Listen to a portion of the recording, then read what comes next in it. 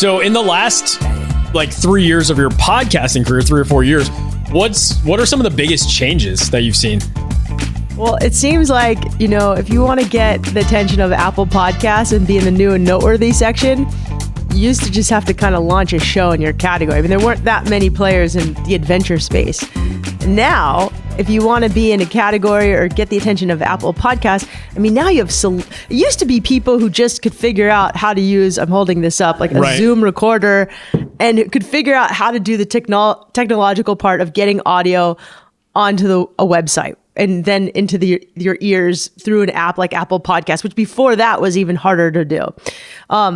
Now you've got celebrities and you have brands like Hulu and Amazon and Netflix and HBO and CNN doing their own shows. So it's not just like podcast outlets like Wondery and Gimlet. It's like major TV networks that are really good at producing great stories. And now they just have to do great stories without pictures.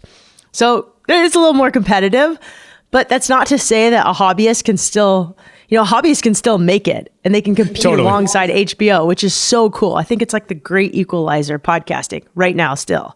That might change, but right now, in no other place can, in TV, you can't be a hobbyist television creator and I think compete YouTube would be the companion to that in the video space, right? Yeah. Exactly. So speaking of YouTube, do you have any involvement on video production for any of the podcasts?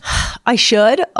And I think video is a great component. I just don't like editing, but Wild Ideas Worth Living for the first few years, we did add shows to YouTube. Some of the shows I actually filmed live, and I think audiences love that. There's a different audience that really enjoys watching versus just listening. And it's a great way to reach more people. And I mean, YouTube is really powerful.